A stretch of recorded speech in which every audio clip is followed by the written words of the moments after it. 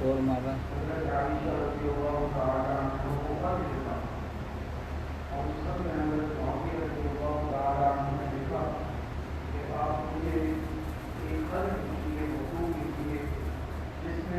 جا کے دیکھ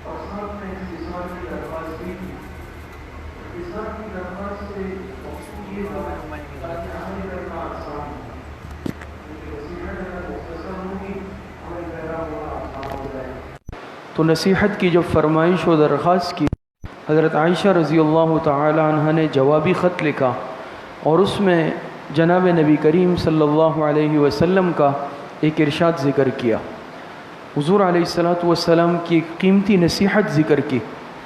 وہ نصیحت کیا ہے کہ حضور علیہ السلام نے ارشاد فرمایا، جو شخص اللہ پاک کی رضامندی چاہتا ہے مخلوق کی ناراضگی میں، چاہے مخلوق ناراض ہو جائے لیکن اللہ پاک راضی ہو جائے، جس شخص کے یہ جذبات ہو تو اللہ پاک ایسے شخص کے لیے کافی ہو جاتے ہیں۔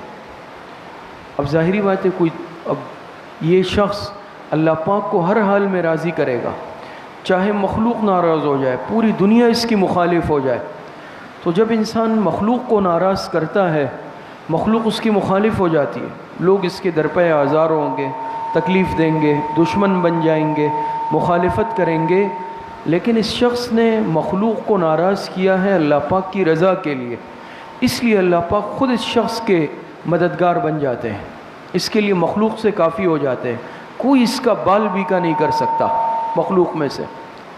اور دوسری طرف اگر کوئی شخص مخلوق کو راضی کرنے کے لیے خالق کو ناراض کر دیتا ہے کہ لوگ خوش ہو جائیں، چاہے اللہ پاک کا حکم ٹوٹ جائے، مخلوق خوش ہو جائے، تو اللہ پاک کیا سزا دیتے ہیں؟ پھر اللہ پاک کی مدد اور نصرت اس شخص سے اٹھ جاتی ہے، اللہ پاک اس شخص کے لیے کافی نہیں ہوتے، کفایت نہیں کرتے اس کی، بلکہ اللہ پاک اس شخص کو اسی مخلوق کے حوالے کر دیتے ہیں۔ اس کا اللہ پاک کی یعنی نصرت الہی اس کے ساتھ نہیں ہوتی، اللہ پاک کی مدد نہیں ہوتی، اللہ پاک مخلوق کے حوالے کر دیتے ہیں اور یہ مصیبتوں اور آفتوں کا شکار ہو جاتا ہے۔ یہ حضرت عائشہ رضی اللہ تعالی عنہ نے نصیحت فرمائی، اور آخر میں والسلام علیکم۔ تو حقیقت بھی آج یہ ہے کہ آج ہم دیکھ لیں، ہم میں سے ہر شخص اور ہر انسان پر دنیا میں یہ صورتحال آتی ہے، یہ وقت آتا ہے مخلوق کی طرف سے، بندوں کی طرف سے، بیوی بچوں کی طرف سے، خاندان کی طرف سے، متعلقین کی طرف سے فرمائش ہوتی ہے، خواہشات ہوتی ہے، دوسری طرف اللہ پاک کا حکم ہوتا ہے۔ اب یہاں پر اس بندے کا امتحان ہے کہ یہ اللہ پاک کے حکم کو توڑ کر اپنی اولاد کو خوش کرتا ہے، اپنے دوستوں کو خوش کرتا ہے، اپنے متعلقین کو، چاہنے والوں کو خوش کرتا ہے، یا اللہ پاک کا حکم مان کر اللہ پاک کو راضی کر لیتا ہے چاہے پوری دنیا ناراض ہو جائے۔ یہ اب ہم دیکھ لیں، آتے ہیں نا ایسے مواقع، نہیں آتے ہیں بہت سارے، یا خود انسان کی ایک چاہت ہوتی ہے، بعض مرتبہ انسان کا دل چاہتا ہے کہ میں یہ عمل کروں، لیکن دوسری طرف اللہ پاک کا حکم ہوتا ہے، میری خواہش اللہ پاک کے حکم سے متصادم ہے، میری خواہش اللہ پاک کے حکم کے مخالف ہے، اب میں اپنی چاہت اور خواہش کو پوری کروں یا اللہ پاک کے حکم کو پورا کروں؟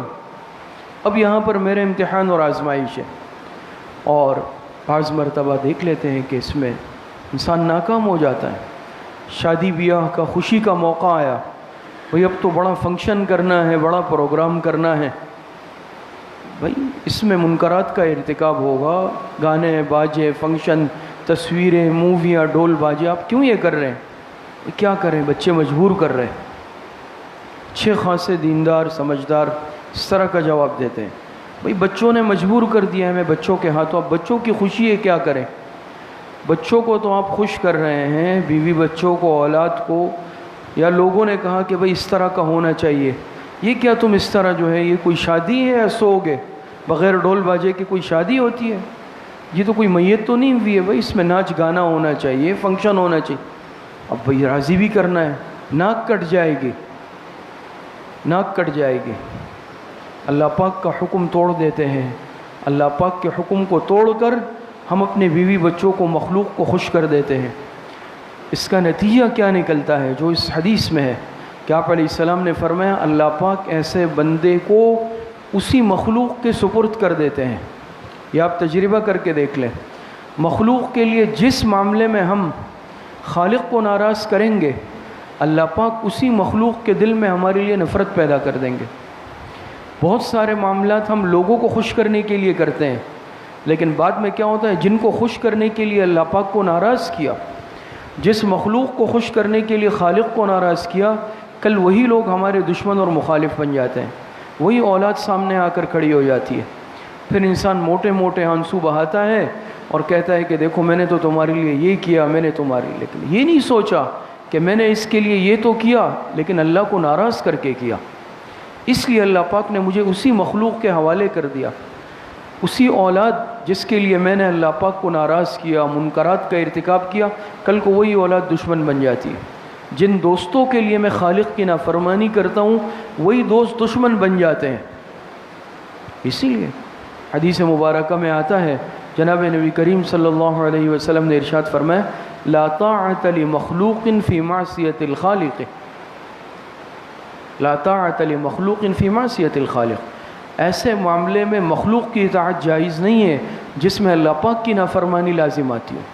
اسی لیے علماء نے لکھا ہے چاہے ماں باپ ہو، ماں باپ کی کتنی اطاعت کا حکم ہے، وبالوالدین احسانا، جگہ جگہ قرآن کریم میں، احادیث میں والدین کی اطاعت کا حکم، لیکن جہاں والدین اللہ پاک کی نافرمانی کا حکم دے وہاں والدین کی اطاعت جائز نہیں ہے۔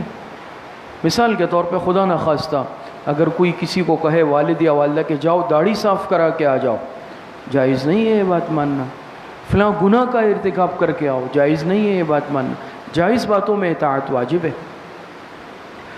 تو جب ماں باپ کی اطاعت جائز نہیں ہے تو پھر دوستوں کی، اولاد کی کیسے خوش کرنا جائز ہوگا کہ جس معاملے میں میرا اللہ پاک ناراض ہو رہا ہے۔ تو ہم عام طور پر ترجیح دیتے ہیں مخلوق کو راضی کرنے میں، اور اس کی وجہ کیا ہے؟ اللہ پاک کے احکام کو ہم نظر انداز کر دیتے ہیں، اس کو ہم ثانوی حیثیت میں رکھتے ہیں۔ وجہ یہ ہے کہ ہم اللہ پاک کی عظمت اور محبت سے ہمارے دل خالی ہے۔ عظمت الہی اور محبت الہی علماء نے لکھا ہے جس دل میں ہو کبھی بھی وہ انسان اللہ پاک کے حکم کو نہیں توڑ سکتا۔ آج عظمت الہی کی کمی ہے ہمارے دل میں نا، دوسری طرف اللہ کا حکم ہے لیکن اللہ پاک کی عظمت نہیں ہے دل میں، بڑائی نہیں ہے۔ اس لیے میں دیکھتا ہوں چلے یار اس دوست نے تقاضا کیا ہے، اس کی اس خواہش کو میں پورا کر دوں۔ علماء نے لکھا ہے کہ یہ جو جانور ہے، جانور بے زبان، یہ بھی اللہ پاک کے احکامات کے مطیع ہے۔ حقیقت یہی ہے یہ اونٹ کتنا بڑا جانور ہے، اللہ پاک نے انسانوں کے لیے اس کو مسخر کر دیا، فرما بردار بنا دیا۔ چھوٹا سا بچہ اونٹ کی نکیل پکڑ کے چلتا ہے، حالانکہ اونٹ کی طاقت سے واقف ہیں آپ؟ اونٹ کو اللہ پاک نے کتنی طاقت دی ہے، یہ پورا صرف اپنا یہ منہ اور جبڑا کھول کے انسان کے سر کو اندر لے لیتا ہے، اس میں اتنی طاقت اور قوت ہے۔ یہ اگر نافرمانی پہ آئے کوئی اس کو قابو نہیں کر سکتا، لیکن اللہ پاک نے اس اونٹ کو بندوں کے لیے مطیع کر دیا ہے۔ اسی طرح آپ دوسرے جانوروں کو دیکھ لیں تو اللہ پاک نے جب ان کو مطیع کر دیا، اللہ پاک کے حکم کے تابع ہو گئے۔ گھوڑے کو آپ دیکھ لیں، گھوڑا بھی ایک طاقتور جانور ہے، لیکن اللہ پاک نے اس میں وفاداری کی صفت رکھ دی۔ مالک اس کو گھاس چارہ کھلاتا ہے، کبھی نہیں کھلاتا، لیکن جب یہ ایک مرتبہ مالک کا وفادار ہو جاتا ہے نا، یہ پھر بے وفائی نہیں کرتا۔ اس کو میدان جنگ میں لے جاؤ، سامنے سے تیر آ رہے ہیں بارش کی طرح، یہ اس کا سامنا کر لے گا، مالک پیٹھ پھیر کر نہیں بھاگے گا، کیوں؟ اپنے مالک کا وفادار ہے۔ کتا ایک جانور ایسا ہے، ہمیں جسے نجس العین کہتے ہیں کہ یہ نجس جانور ہے، پلید جانور ہے، لیکن اس کتے کی وفاداری مثالی ہے۔ اس کو انسان روٹی کا ایک روکھا سوکھا ٹکڑا کھلاتا ہے، لیکن یہ ایسے وفادار ہو جاتا ہے کہ اپنی جان داؤں پر لگا لیتا ہے مالک کی جان بچانے کے لیے۔ آپ دسترخوان پہ بیٹھے ہیں، طرح طرح کے کھانے سامنے، یہ قریب بیٹھے گا لیکن آئے گا نہیں، روٹی نہیں چھینے گا، آپ نے خود ڈال دیا لے گا، کیوں؟ اس میں وفاداری کا جذبہ آ گیا۔ تو بزرگوں نے لکھا کہ کتے میں وفاداری کا جذبہ آ سکتا ہے روٹی کھا کر، تو اے انسان دن رات اللہ پاک کی نعمتیں کھاتے ہو، تم میں اپنے رب کی وفاداری پیدا نہیں ہوئی۔ ہم کیا وفادار ہیں؟ ہماری تو وفاداری یہاں تک ہے کہ جہاں خالق اور مخلوق کے جو ہے حکم اور فرمائش میں اختلاف اور تضاد آ گیا، فوراً ہم مخلوق کی فرمائشیں پوری کرنے میں لگ جاتے ہیں۔ اللہ پاک کی عظمت سے دل خالی۔ میں آج اپنی خواہش پوری کرنے کے لیے اللہ پاک کے احکامات میں تعویلات ڈھونڈوں گا، بہانے کروں گا کہ بھئی اس کا کیا حکم ہے، اور قربانی کا معاملہ آ گیا تو بھئی اس کا کیا فلسفہ ہے، کیا مقصد ہے، روزے کا کیا مقصد ہے۔ میں یہ نہیں دیکھ رہا ہوں یہ حکم کس ذات کا ہے۔ حضرت ذوالنون مصری رحمۃ اللہ علیہ بہت بڑے بزرگ اللہ والے گزرے، کسی نے ایک مرتبہ حضرت سے پوچھا کہ حضرت کیسی گزر رہی ہے؟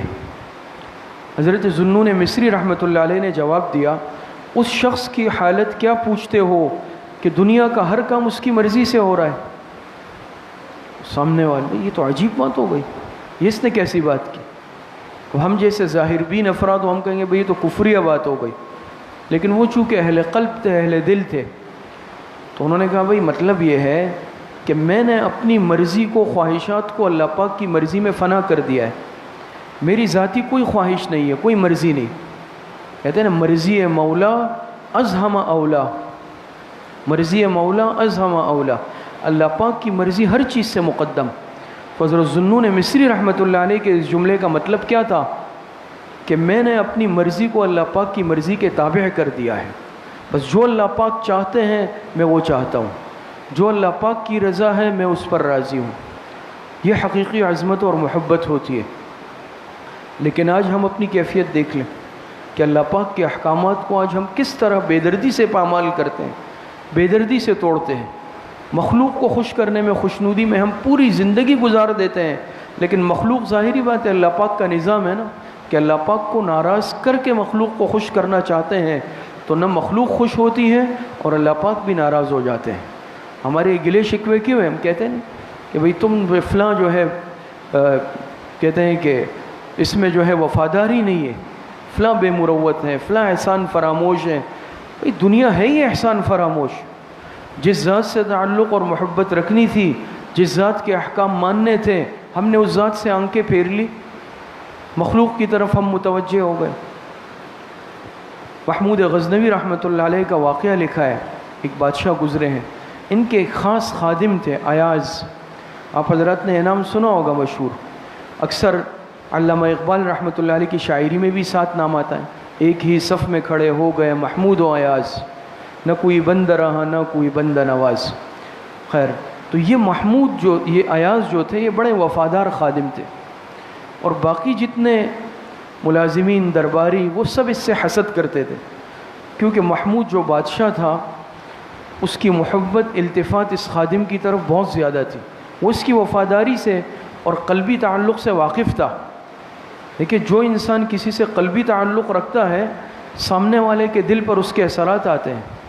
اور خدا نخواستہ اگر ظاہری تو ادب آداب بہت ہیں، ظاہری جی حضوری بہت ہیں، لیکن دل میں اگر احترام ادب عظمت نہیں ہے سامنے والے کے دل میں بھی وہ محبت نہیں پیدا ہوتی. یہ قدرتی بات ہے.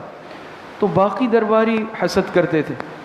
ایک دن امتحان کے طور پہ دکھلانے کے لیے بادشاہ نے سب کو جمع کیا اور ایک بہت قیمتی ہیرا جو بادشاہ کے خزانے میں سب سے قیمتی تھا وہ لیا اور ایک درباری کو بلایا اور کہا کہ ہتھوڑا دیا، کہا کہ یہ توڑ دو.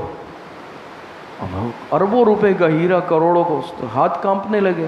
کہا یہ تو مجھ سے نہیں ہو سکتا، یہ آپ کے خزانے کا سب سے قیمتی ہیرا ہے، میں اس کو کیسے توڑ دوں؟ میں نہیں توڑ سکتا. دوسرے کو بلایا، تیسرے کو، سب نے معذرت کر لی.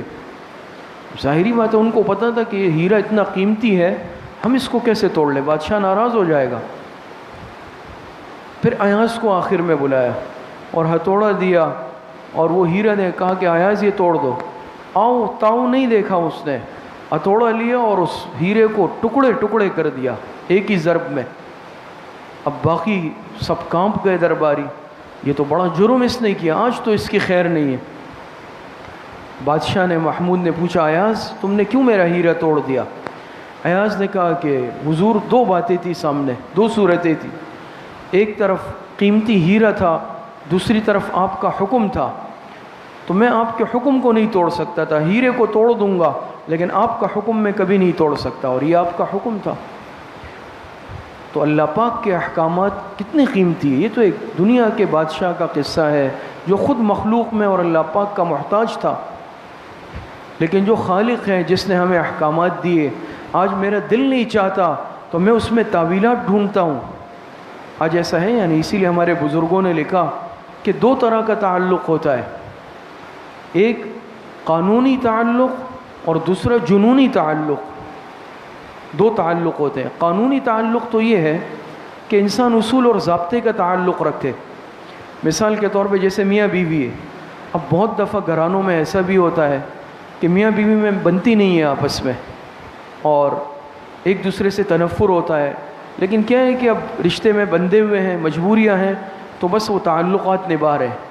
گھر آیا شوہر، وہ بیوی سے منہ اس طرف پھیر رہا ہے، بیوی نے منہ اس طرف کیا ہوا ہے، بات چیت نہیں ہو رہی ہے، بس کھانا کھایا، معمولات پورے ہو رہے ہیں، زندگی گزر رہی ہے.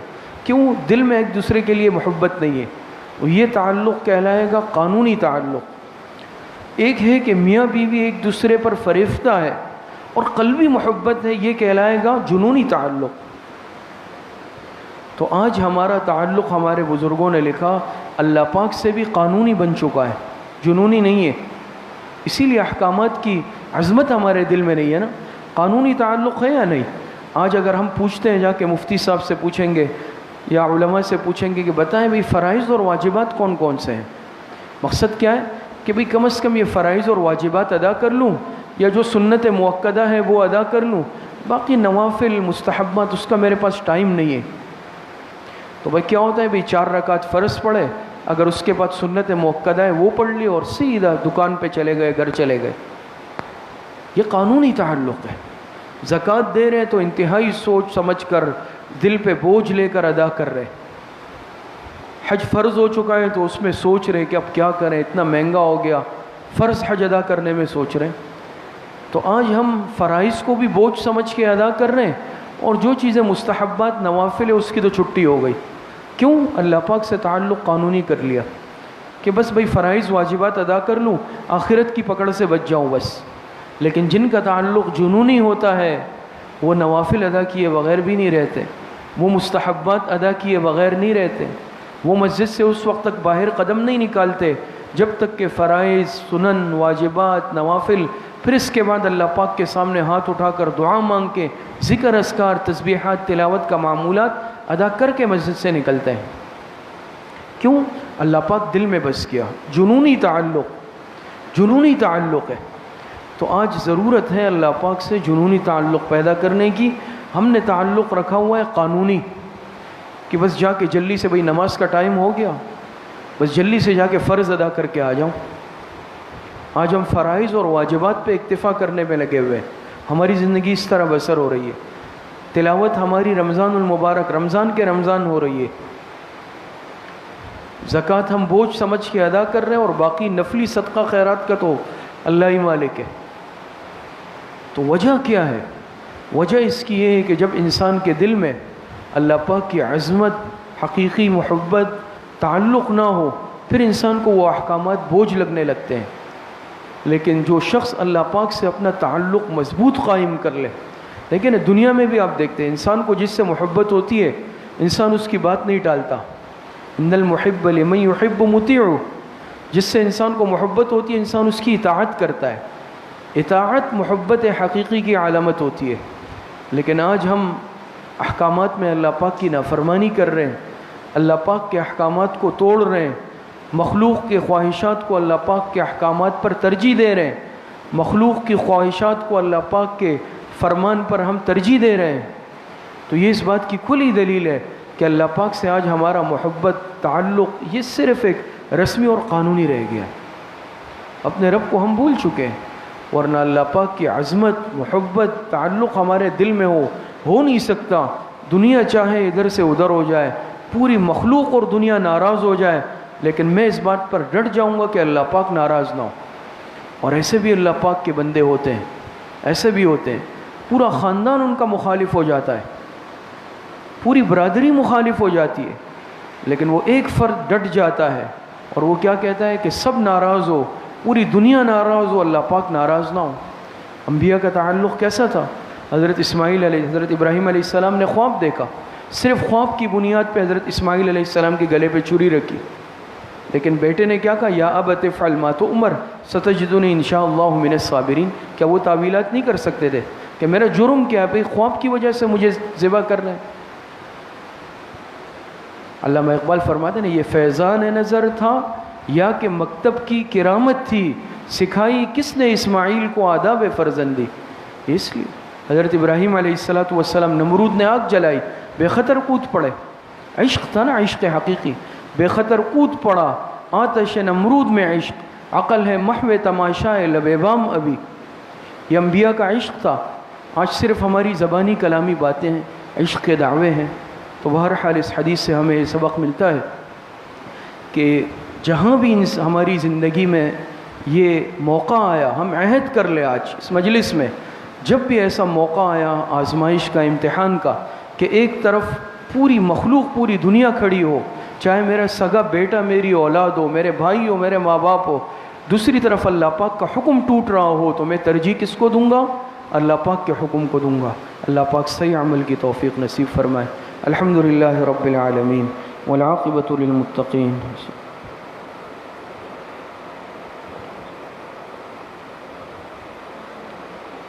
وصلی اللہ وسلم علی نبینا محمد وآلہ واصحابہ اجمعین برحمتک یا ارحم۔